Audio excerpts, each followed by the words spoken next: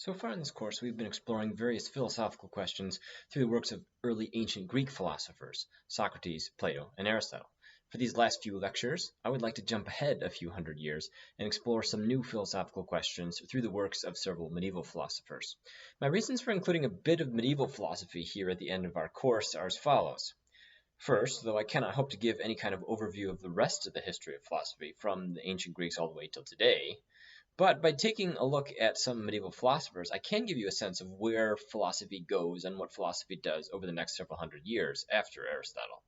Indeed, what I hope to be able to illustrate is how medieval Christian philosophers attempted to fuse or meld the insights of the ancient Greek philosophers with aspects of Christian revelation. In several of the authors that we'll read, you'll see references to Plato and Aristotle, and you'll see these philosophers attempt to use ideas or arguments from these earlier authors in attempting to defend or better understand certain Christian doctrines. My second reason for jumping to medieval philosophy for these last couple lectures is that though we have covered just about every subdiscipline in philosophy in one way or another, we certainly haven't covered all of life's big questions. By reading a bit from medieval philosophy, we'll be introduced to some new philosophical questions, ones which are explored to a lesser extent in the ancient period, but are very important to medieval philosophers. So over the next several weeks, we'll be reading from 4 different medieval authors. We'll be reading from St. Augustine, St. Boethius, St. Anselm, and St. Thomas Aquinas. And the 2 questions that we'll be considering have to do with free will and the existence of God. Our first 2 authors will help us to explore the first topic. So Augustine and Boethius will lead us on a discussion of free will. And our next 2 authors will help us to explore the second topic. So St. Anselm and St. Thomas Aquinas will lead us on a discussion on the existence of God.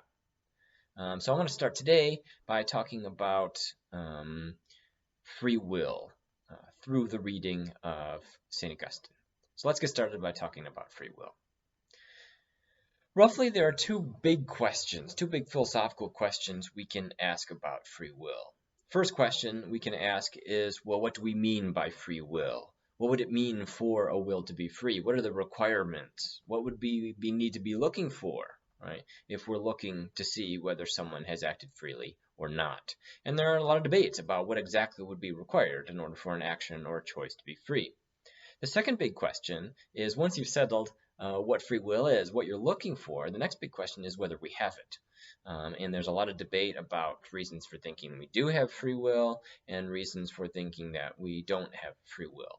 And I want to cover a little bit of both of these 2 big issues about free will. But I want to break it down actually into 3 parts in this first lecture on St. Augustine's approach. What I want to talk about first are what are the stakes. So what if it turned out we didn't have free will? Why is free will so important, and how would we have to change our lives? How would we have to change our actions, our expectations, and behaviors if it turned out that free will did not exist? Secondly, I want to talk about some various threats to free will, arguments or things that might get in the way of us being free, or reasons, maybe good reasons to think that we don't have any free will. And then I want to focus on one threat to free will in particular, which is introduced by both St. Augustine and Boethius. They're going to be wrestling with one potential threat to our freedom, and they're both going to offer different solutions or different ways around that problem. So first question, what's at stake in this debate in figuring out whether we do have free will? Who cares? What if it turns out we don't have free will? What does that matter? Well, imagine, that tomorrow morning you open up the newspaper and right on the front page of the newspaper you get an article, philosophers, scientists all agree the evidence is conclusive, we don't have free will. What would your reaction to that news be? Maybe one of skepticism.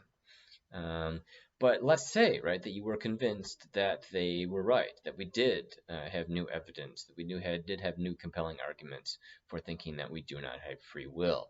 What would that force us to change about our lives, about the way in which we act and behave, and what sort of expectations that we have? Well, both of our authors, St. Augustine and Boethius, introduce various stakes in this debate. Really bad results, they think, that would come about if it turned out we didn't have free will. So they mention that if we didn't have free will, then no one could be blamed for any of the bad things that they do.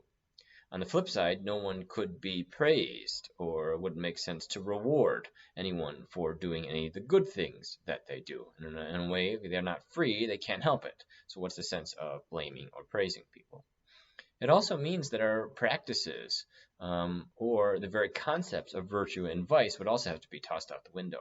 Because remember, according to Aristotle, something only counts as a virtue or vice if it's been freely habituated in you. And so if there's no freedom, it looks like you can't freely habituate anything. And so by definition, there wouldn't be any virtues or vices. It also wouldn't make sense to try to warn or scold people when they do bad things. If we don't have free will, they can't help it. They can't change. There's no sense in praying or hoping that things be different as they are, because if we don't have free will, things are locked in, things are determined in some way, such that things are going to be as they are, and that's all there is to it. Another theological implication that both St. Augustine and Boethius draw is, well, wait a second. If God does exist, and yet there is no free will, that means all of the bad things that we do, all of our sins, are ultimately attributable to God. For if we do not act freely, then God has just designed us, just set us in the circumstances such that these results would inevitably happen. And so it's really on him for making us this way and for placing us in particular circumstances in which it inevitably occurred that we did these bad things. So does it matter whether or not we have free will? I think it's pretty plausible to suggest that it does matter a lot, that we'd have to change a lot about our expectations, our behaviors, our actions, if it turned out, if we really were convinced that we didn't have free will. So I think it's a really important debate. A lot of what we care about in terms of our social practices seem to depend on there being something like free will. If we didn't have it, I think it would force us to rethink a lot of aspects of our lives. Well, okay, if those are the stakes, well, then what are the major reasons for or against thinking that we do have free will? How do we avoid all of those bad results? Or what might push us into thinking that we have to accept those results? Well, let's talk about a couple potential threats to free will. Things that, if they were true, could undermine our freedom, make it impossible that we act freely. The first main threat to free will that I want to talk about is something called causal determinism. According to causal determinism, every event is determined by prior causes. The occurrence of any event, any particular event, is just a function of what the laws of nature are and what the conditions were set at when it was determined whether or not the event would occur. And so causal determinism is supposed to be wide in scope.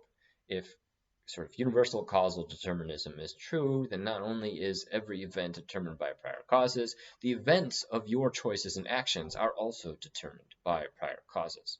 And so if causal determinism is true, it looks like your free will is in trouble. But let me talk about maybe two different kinds of causal determinism, which both Augustine and Boethius discuss in the readings that we have from them. The first kind of causal determinism would be to say that what determines your actions is kind of what's on the inside. We can talk about this as a sort of internal necessity. The idea here might be that our actions are a result of our natures, right? Maybe all of our actions or choices are just a matter of our genetic predispositions or what we came started with, right? Maybe we all sort of share this human nature that has certain dispositions, or maybe it's unique to you. You have certain genetic makeup and it determines you to act in certain ways in particular circumstances. So the first version of causal determinism, what could be determining your actions, could be what's on the inside. You could be sort of necessitated by a kind of internal necessity. But secondly, your actions could be necessitated or determined by a kind of external necessity. Here the idea would be that our actions are a result of external forces. So maybe it's various environmental conditions, right? Maybe the idea is when you place individuals in certain social contexts, maybe they inevitably, right, through peer pressures or expectations or something like that, they will act in particular ways.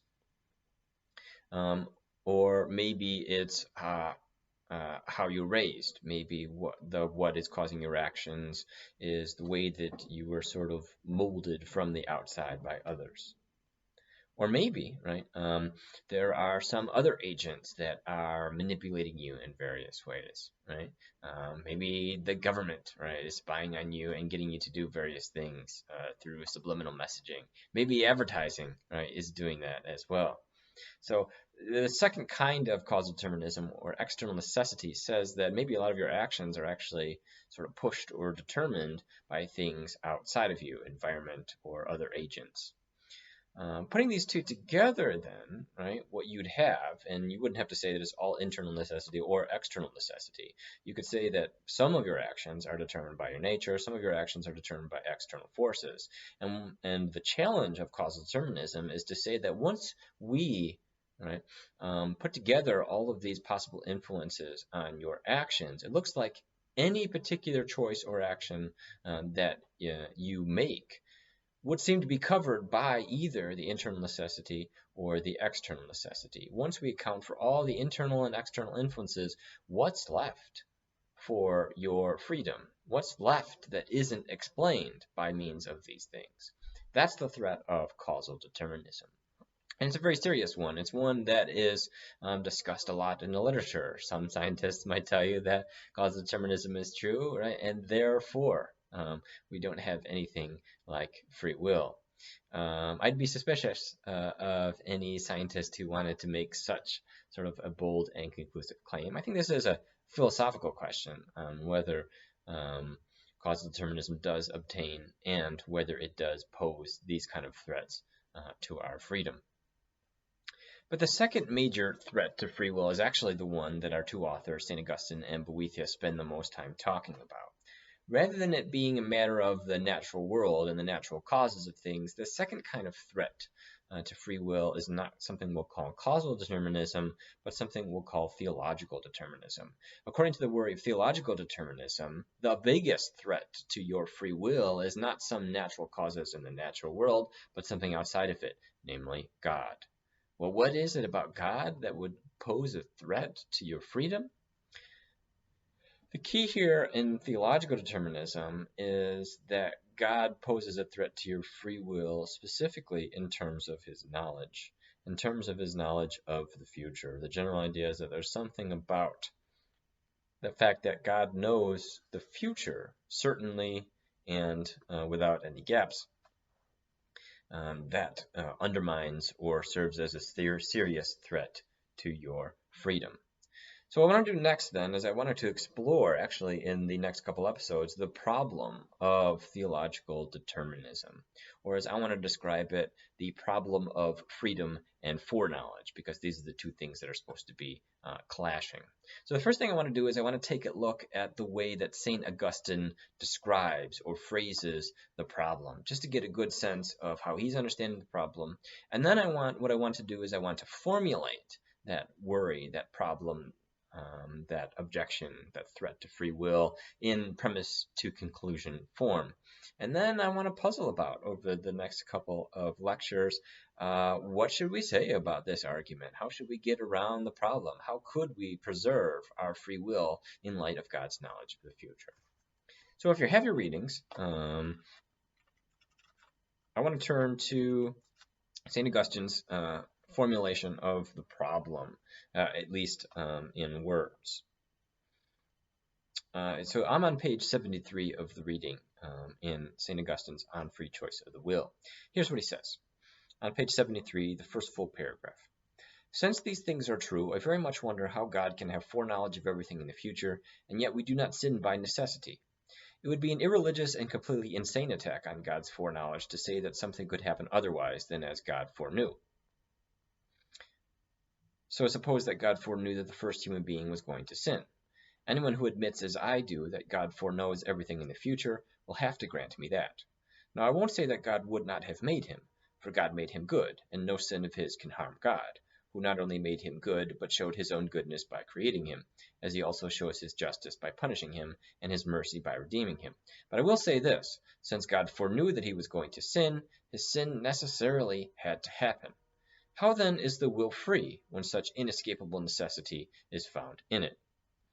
Another statement of the problem comes out on the next page, page 74. This is, I guess, the first full paragraph in that page as well. There's a little number 3 on the left here. Surely this is the problem that is disturbing and puzzling you.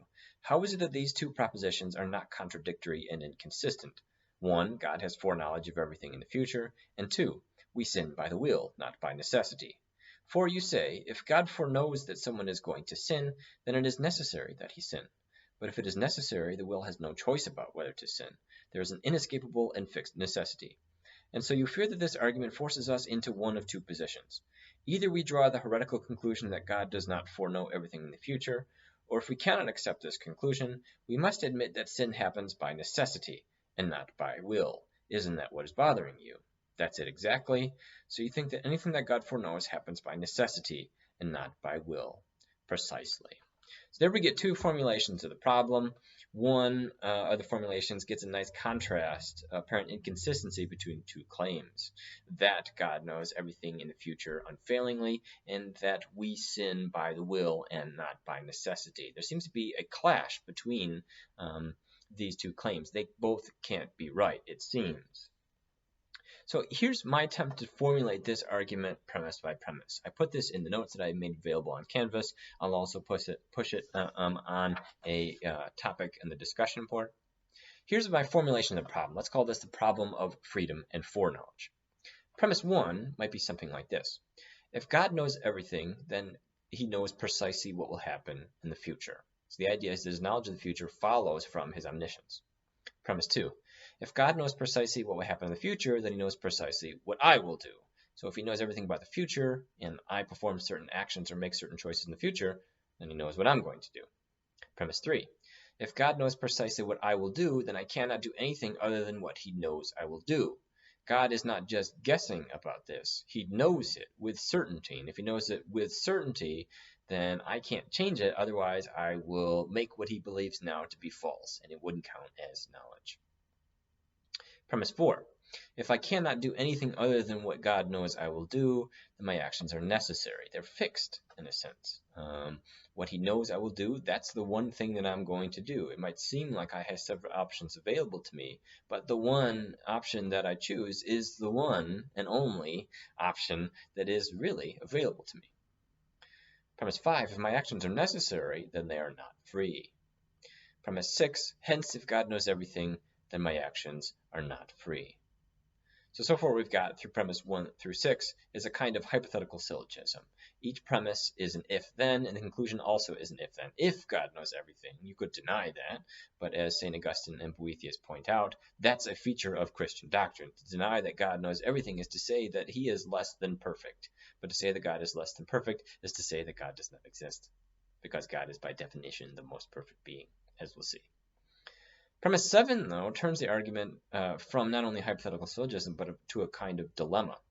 So premise 7 says, so either God does not know everything, that's bad, as I said, that's heretical, it goes against the very notion of God, or my actions are not free, and that's bad. As we've seen, there are several possible repercussions of us not being free. And so what we get is stuck in a kind of dilemma. If God knows everything, then it looks like our actions aren't free. So either God doesn't know everything, which is bad, or we aren't free, which is also bad. And indeed, the problem gets worse. Even worse, God's foreknowledge would also seem to undermine his own freedom in the same way. Because if God knows exactly what he's going to do, then he can't do anything other than what he knows he's going to do. And if he can't do anything other than what he knows he's going to do, then his actions are necessary. They're fixed. They're locked in the same way that ours are. And if they're locked in, it seems like they're not free. And so therefore, we get a problem for divine freedom because of God's foreknowledge as well. It poses a problem not only for our own freedom, but for God's freedom. The problem is pretty bad. So let me run through the argument one more time, giving us the whole thing. The problem of freedom and foreknowledge. Premise 1. If God knows everything, then he knows precisely what will happen in the future. Premise 2. If God knows precisely what will happen in the future, then he knows precisely what I will do. Premise 3.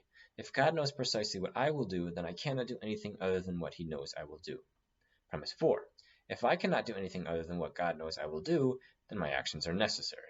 Premise 5. If my actions are necessary, then they are not free. Premise 6. Hence, if God knows everything, then my actions are not free. And then premise 7, or we could say the ultimate conclusion. So either God does not know everything, that's bad, or my actions are not free. That's bad. It's a good old-fashioned dilemma because it forces us into one of two very uncomfortable conclusions. So how do we get around this?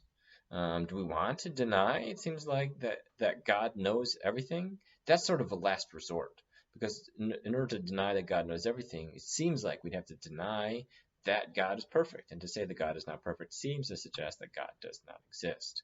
So if we don't want to deny the if in the first premise, we do want to say that God knows everything, and he knows it with certainty, and he knows the future with certainty, and so it cannot be other than what he knows it to be, and so it looks like our actions are fixed. How do we get room for our freedom in this picture? Now, here's the thing about a good philosophical argument. If it's valid, and I'm saying that steps 1 through 6 is a valid hypothetical syllogism, and the shift in premise 7 is to shift it into a kind of dilemma, which is also a valid presentation of a dilemma. If the argument is valid, the only way that we can get around the conclusion, the only way we can say that the argument is unsound, is to find something wrong with one of the premises. Because the argument is valid, and it seems like it is, the only way to get around the conclusion, the only way that we can reasonably, rationally admit both that God knows the future and that we are free, is to find something wrong, something questionable with one of the premises. In the next 2 episodes, I want to explore how St. Augustine tries to get around this argument, which premise he seems to want to challenge or deny, and then which premise Boethius seems to want to challenge or deny. But I want to give you a chance to puzzle through it. What do you think is the weak point in the argument? Which premise do you think we should press on? I'll launch a discussion topic. These are entirely voluntary, but I welcome any of your suggestions before you move on to the next lecture. I'm interested in your thoughts on, well, which premise is going to be the one that we should challenge? Which is the one that we want to say is false, allowing us both to say that God knows the future perfectly and also that we are free? So next episode, we'll see how St. Augustine tries to get around this problem, and then the episode after that, we'll see how Boethius tries to get around that problem.